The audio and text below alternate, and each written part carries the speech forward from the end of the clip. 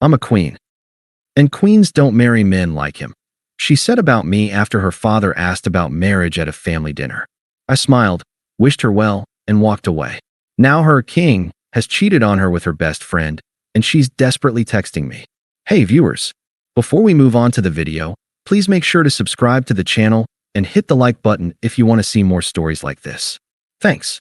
It wasn't a sudden thing, the change in Sarah. It was more like watching a statue being slowly eroded by the wind. Tiny pieces flaking away until the person you once knew was just a different shape. 4 or 5 years, I was the one who saw her through grad school, through 3 dead-end jobs, and through the family drama she said ruined her Christmas every single year. I was the reliable one, the stable one. The guy who'd bring her coffee every morning before her lecture, who'd sit with her in the car for hours just so she could vent, and who never once complained about being the +1 at all her events.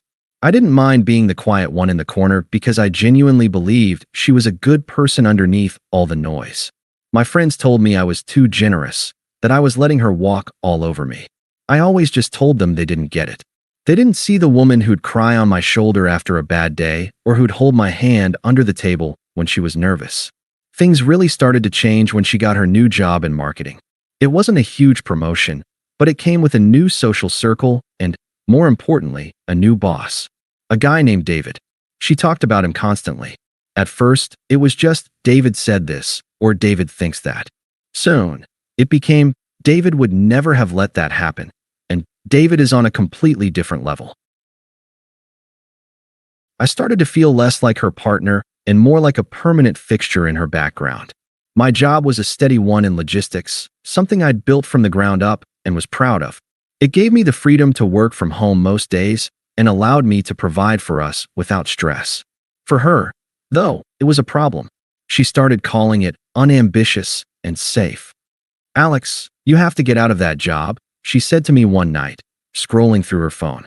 It's just a little boring. My coworkers are all talking about investing in crypto and starting their own companies. It's a different world.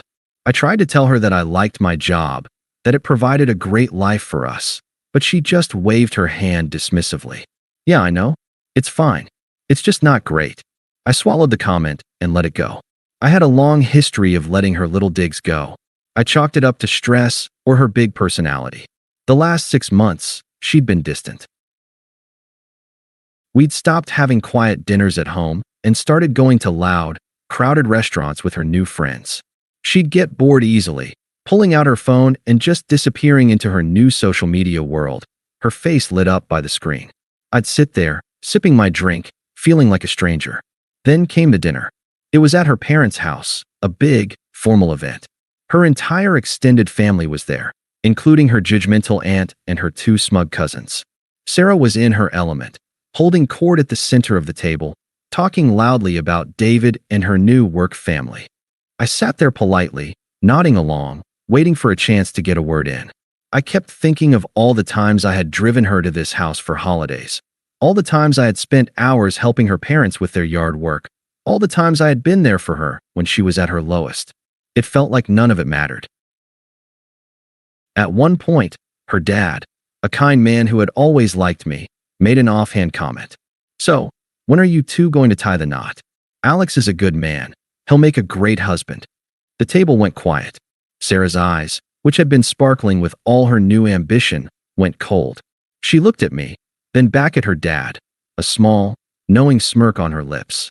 It was a look I'd never seen before, smug, condescending, and just a little bit cruel. Oh, Dad, she said, her voice dripping with an almost theatrical pity. She then looked directly at me, as if I were a child. Look, Alex is a good person. He's sweet, and he's safe. But he's not what I need. She turned to her family, a grand gesture of a confident woman telling a simple truth. Her voice was loud and clear, carrying across the entire table. The truth is, my life is on a different trajectory now. I'm a queen, and queens don't marry men like him. I didn't say a word. I just looked at her, at the smirk I now recognized as a mask, and felt nothing. The rage I thought would come never did. It was just a hollow, quiet calm. Like the moment after a storm passes and the air goes still. I slowly pushed my chair back, the legs scraping against the hardwood floor, a sound that cut through the silence she had created. The entire table was staring. They were waiting for me to break, to scream, to cry, to prove her right. I stood up, looked her in the eye, and gave her a small, almost imperceptible nod. A final acknowledgement of the person she once was. "Then I hope you find your king," I said, my voice low and steady. I didn't raise it. I didn't need to. Every person at the table heard me. I gave her one last look of complete and utter finality, then turned and walked out of the room. I didn't rush. I walked at a normal, measured pace, grabbing my coat from the front hall closet. As I opened the door to leave, I heard her voice behind me. "Alex, wait." It was a mix of shock and a fleeting moment of panic. She expected me to crumble, not to just leave. I didn't look back. I just walked out into the cool night air and closed the door behind me. The silence was deafening. I got into my car and drove away without a destination in mind. I just drove. The streets were a blur of yellow and white lights. Every mile put more distance between me and the person I thought I knew. I had spent so much of my time trying to make her happy, trying to be the kind of man she wanted, that I had lost track of who I was. And in a single, cruel moment, she had handed me back a piece of myself. The part that had dignity. When I got back to the apartment, it was already so cold and empty. All of her things were still there. Her shoes by the door, the book she'd been reading on the nightstand, her coffee mug on the counter. It all felt like an exhibit in a museum dedicated to a dead relationship. I didn't touch anything. I went to the bedroom, pulled a suitcase from the back of the closet, and started packing. It was a strange, almost meditative process. I packed my clothes, my books, my laptop, and my few personal belongings. I didn't cry. I didn't rage. I just methodically put my life into a bag. I left everything else. The furniture, the kitchen stuff, the television. It was all hers now. As I zipped up the suitcase, my phone buzzed. A text from Sarah. "Are you serious? You're just leaving?" I didn't reply. I didn't even open the message. I wasn't angry. I was just done. I went to my home office, found a blank sheet of paper, and wrote a single line. "I've moved out. The keys are under the welcome mat. I hope you find what you're looking for." I folded the note, placed it on the kitchen counter, and picked up my bag. I grabbed my car keys, walked out of the apartment for the last time, and locked the door. I put the keys under the mat, just like the note said. Then, I got in my car and drove away. My phone buzzed in my pocket again and again. Her calls, a text from her cousin, another from her best friend, who was also one of our mutual friends. I didn't look at any of them. I just drove until I was far away, until I found a motel on the side of a highway. For the next few weeks, I went radio silent. I didn't block anyone. I didn't make a big announcement. I simply disappeared. I changed my routine, stopped going to the coffee shop we used to frequent, and spent my weekends alone, just working and thinking. The silence was unnerving at first, but it quickly became my shield. A barrier protecting me from her and the life I had left behind. A few months went by. The world kept turning, just as it had before Sarah and I met. My world, once centered on her orbit, began to spin on its own axis again. My apartment, now filled with my own things, felt less like a temporary space and more like a home. The loneliness was still there sometimes, but it was a quiet, manageable ache, not the searing pain it had been. I was working long hours on the logistics software I'd been conceptualizing, pouring all my energy and focus into it. It was a good distraction, a healthy outlet for all the chaos that had been simmering inside me. And then, one day, the narrative changed. It was late on a Tuesday night. I was at my desk, deep in code, when my phone buzzed with a message from my old friend, Mark. Mark was the one who had always told me I was too good to her, the one who had always kept a healthy distance from our relationship's drama. I rarely heard from him outside of a quick text, so the notification caught my attention. The message was just a link to a private social media post with a single word, "Dude." I clicked on it. It was a long, rambling post from Sarah's best friend, Jess. The same Jess who had been at the family dinner and was one of our mutual friends. The post was a scorched earth rant, a tirade about betrayal and backstabbing. I read the words, and they hit me like a ton of bricks. Jess had found out that David, the king, had been sleeping with her. Not just once, but for months. He had been manipulating both of them, telling Jess that his relationship with Sarah was on the rocks, and that he would leave her soon. The post detailed how he had used Jess for emotional support, all while publicly parading his relationship with Sarah. He was not a king. He was a con artist. The post didn't stop there. Jess revealed that David had been using his business connections to impress both of them. He had a flashy car, but it was a lease. His trips were all paid for by his father's company, a company he had been trying to get a job with and failing miserably. He was a fraud, and Sarah, who had prided herself on being so discerning and ambitious, had fallen for his entire act. But the most damning part was the final paragraph. Jess wrote about how David had laughed at Sarah, mocking her behind her back and calling her a stepping stone and a temporary fling. He said that Sarah was so desperate for a taste of the good life that she would believe anything he told her. He'd told Jess that Sarah was a trophy for the moment, but that she was getting too clingy and he was ready to move on. As I read the words, a strange feeling washed over me. It wasn't triumph, not exactly. It was a kind of vindication so complete, so profound, that it almost felt unreal. All the things she had said about my life being small, about me being unambitious and safe, were all the very things she had been tricked into giving up. She had discarded me for a mirage, a man who was nothing but a cheap imitation of the success she craved. The next morning, the post was gone, but the damage had already been done. Other people had seen it, and the rumor mill was churning. I started getting texts from people I hadn't spoken to in years. "Did you hear about Sarah? I'm so sorry, dude. I always knew he was a jerk." I just wrote back, "It's all good. I'm just focused on my work," and left it at that. I wasn't going to gloat. The irony of the situation was its own reward. The universe, it seemed, had a sense of poetic justice after all. The queen who had discarded me for her king had been betrayed by him in the most public and humiliating way possible. Her kingdom was burning, and I was just quietly watching the smoke from a safe distance. The first few weeks after the post went viral were quiet. I figured she was too humiliated to reach out. But a few weeks turned into a month, and then another. The dam, it seemed, was finally breaking. It started with a text from an unknown number. "Hey, it's me, Sarah." I didn't reply. I just deleted the message and went back to my work. My mind didn't even register a spike in frustration or anger. It was just a weird piece of spam, a ghost from a past life. A few days later, a text came from the same number, but this time, it was a little more frantic. "I know you're probably mad. I just want to talk. Please." Still nothing.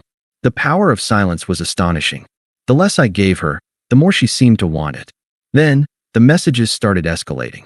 She started sending long, rambling paragraphs about how sorry she was, how she made a mistake, how David wasn't what she thought he was. She tried to rewrite history, portraying our breakup as a mutual thing, a misunderstanding, something we both needed to grow from. I could practically hear her voice in the text, spinning the narrative to make herself look like a victim, not the architect of her own destruction. But the worst part wasn't the texts, it was the calls. She started calling from blocked numbers. My phone would ring, and I would see unknown caller flash across the screen. I knew it was her, so I just let it go to voicemail. After the fifth call, I started listening to the voicemails. At first, it was just her crying, sniffling, and saying my name. Then, the desperation turned to anger. "Why won't you just answer me?" she'd scream into the phone. "I'm trying to apologize. Why are you being like this?" Her desperation soon turned to manipulation. She started contacting people I cared about. My mom called me one afternoon. "Alex," she said, her voice hesitant, "I just got a call from Sarah. She said she's really sorry, and she wants to know why you won't talk to her." I told my mom the brief version of what happened.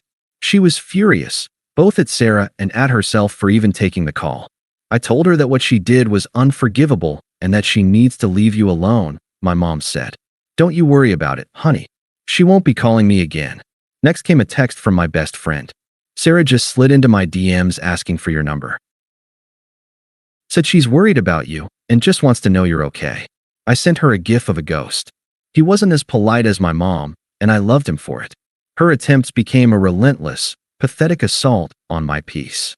She was a queen without a kingdom, and she was doing everything she could to get back into the one she so carelessly discarded. But my walls were up, and my silence was fortified with the knowledge that she was irrelevant to my happiness. My life was finally my own, and there was no room for her. The truth was, she was no longer a person to me. She was a cautionary tale. Months turned into a year.